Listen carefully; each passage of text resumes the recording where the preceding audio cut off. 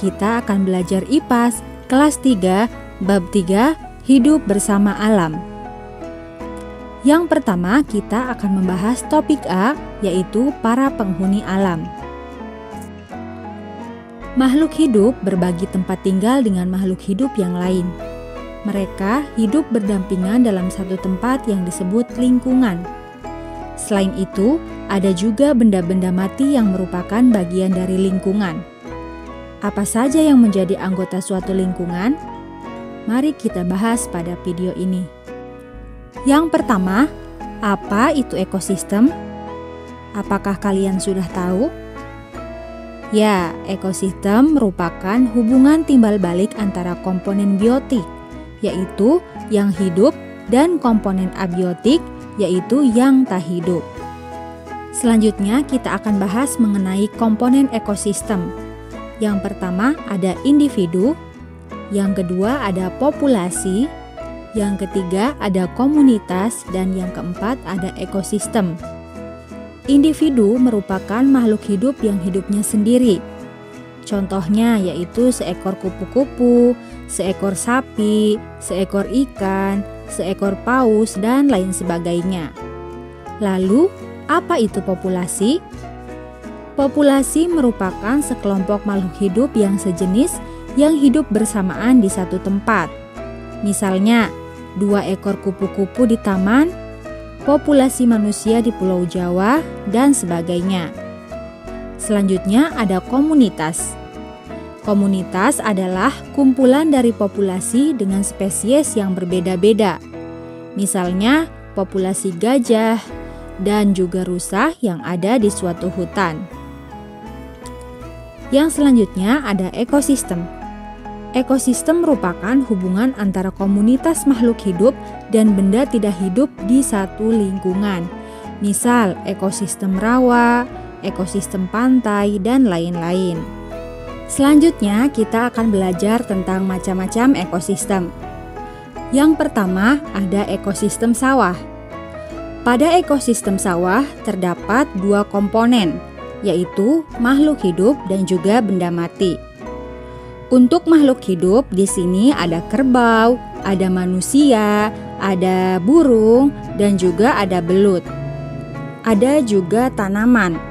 Sedangkan untuk benda mati di sini ada air, ada awan, dan juga ada udara. Kemudian ada ekosistem danau. Pada ekosistem danau, makhluk hidupnya terdiri dari ikan, kemudian ada kupu-kupu, ada katak, dan juga ada tumbuhan. Sedangkan untuk benda mati di sini ada tanah, ada udara, ada awan, dan juga ada batu. Selanjutnya, ekosistem hutan. Pada ekosistem hutan, makhluk hidupnya yaitu ada tupai, ada monyet, ada burung, kemudian ada rusa, ada juga tanaman. Sedangkan untuk makhluk tak hidup yaitu ada tanah, ada udara, dan juga ada awan. Selanjutnya ada ekosistem gurun. Pada ekosistem gurun, komponen makhluk hidupnya yaitu ada kaktus, ada kadal, dan juga ada unta. Sedangkan untuk makhluk tak hidup ada matahari, ada awan, ada batu, dan juga ada tanah. Selanjutnya ada juga ekosistem padang rumput. Pada ekosistem ini, makhluk hidupnya ada burung, ada zebra, ada gajah, ada harimau, ada jerapah, dan juga ada tumbuhan. Sedangkan untuk benda matinya yaitu di sini ada awan dan juga ada udara. Nah, yang terakhir yaitu ada ekosistem laut. Pada ekosistem laut, makhluk hidupnya terdiri dari ikan, rumput laut, terumbu karang, kemudian ada juga ubur-ubur. Sedangkan untuk benda matinya yaitu di sini ada air dan juga ada bebatuan. Nah, itulah jenis-jenis dari ekosistem. Selanjutnya kita akan membahas tentang komponen penyusun ekosistem, yaitu dibagi menjadi 2, yaitu ada biotik dan juga abiotik. apa itu komponen penyusun biotik dan juga apa itu yang dimaksud dengan abiotik, mari kita bahas pada video ini. Yang pertama, kita akan membahas tentang komponen biotik. Komponen biotik merupakan komponen yang terdiri dari makhluk hidup. Contohnya yaitu tumbuhan. Tumbuhan sebagai produsen, hewan dan manusia yaitu sebagai konsumen, dan jamur serta bakteri yaitu sebagai pengurai. Sedangkan komponen abiotik adalah komponen yang bukan berasal dari makhluk hidup atau benda mati. Contohnya yaitu ada matahari, ada awan, air, udara, tanah, batu, dan lain-lain. Nah, itulah materi dari topik A. Selanjutnya kita akan membahas materi pada topik B, yaitu setiap komponen memiliki peran. Peran komponen biotik dan abiotik. Peran komponen biotik dan abiotik dalam ekosistem adalah saling berkaitan dan berpengaruh timbal balik. Kedua komponen ini merupakan komponen utama dalam pembentukan ekosistem.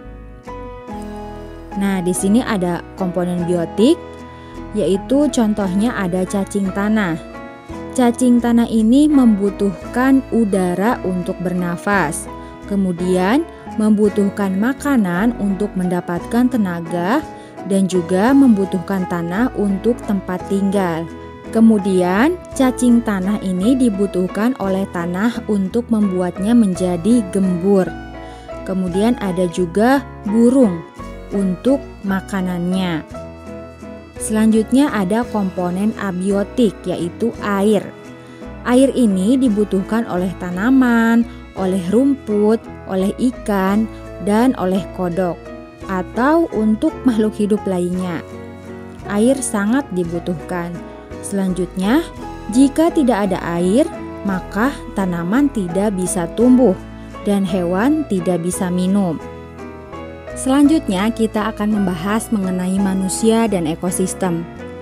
Tanpa kita sadari, semua komponen memiliki perannya masing-masing. Tuhan menciptakan bumi dan segala isinya, tidak ada yang sia-sia. Keberadaan komponen ini yang membuat ekosistem harmonis. Manusia memiliki peran menjaga hal ini. Aktivitas manusia bisa menambah atau mengurangi komponen di sebuah ekosistem. Hal ini bisa berdampak positif maupun negatif. Contohnya, yaitu tebang pohon. Ini merupakan dampak negatif bagi ekosistem. Sedangkan yang kedua yaitu menanam pohon. Menanam pohon merupakan contoh dari dampak positif pada ekosistem. Manusia juga bisa membuat ekosistem tiruan. Akuarium dibuat mirip seperti ekosistem bawah laut. Kolam ikan dibuat menyerupai ekosistem danau. Ada juga kebun yang dibuat mirip seperti hutan. Nah, itulah materi pada topik B. Selanjutnya, kita akan membahas topik C, yaitu hubungan yang unik pada makhluk hidup. Hubungan yang khas antar makhluk hidup disebut simbiosis. Simbiosis bertujuan sebagai usaha makhluk hidup untuk bertahan hidup di lingkungannya. Simbiosis dibagi menjadi 3 jenis. Yang pertama, ada simbiosis mutualisme. Yang kedua, ada simbiosis komensalisme. Dan yang ketiga, ada simbiosis parasitisme. Yang pertama, kita akan membahas tentang simbiosis mutualisme. Simbiosis mutualisme adalah hubungan antar makhluk hidup yang saling menguntungkan. Contohnya, serangga seperti kupu-kupu dan lebah mendapatkan sumber makanan dari bunga. Saat menghisap nektar, kupu-kupu akan membantu bunga melakukan perkembangbiakan untuk menghasilkan biji. Selanjutnya ada simbiosis komensalisme. Simbiosis komensalisme adalah hubungan antar makhluk hidup yang hanya menguntungkan satu pihak saja. Contohnya yaitu Anggrek atau tumbuhan paku sering menempel pada pohon yang tinggi. Tujuannya yaitu untuk mempermudah mendapatkan cahaya matahari. Hal ini karena batang tanaman ini tidak tinggi. Pohon tidak mendapatkan keuntungan, tetapi tidak juga mendapatkan kerugian. Yang ketiga yaitu simbiosis parasitisme. Simbiosis parasitisme adalah hubungan antar makhluk hidup yang menguntungkan satu pihak dan merugikan pihak yang lainnya. Contohnya, semua hewan yang dihinggapi kutu selalu dirugikan.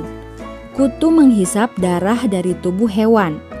Kutu diuntungkan karena memperoleh makanan. Namun, hewan yang dihinggapinya menjadi gatal dan luka di kulitnya. Nah, itulah materi IPAS kelas 3, bab 3 tentang hidup bersama alam. Semoga dapat bermanfaat dan juga membantu.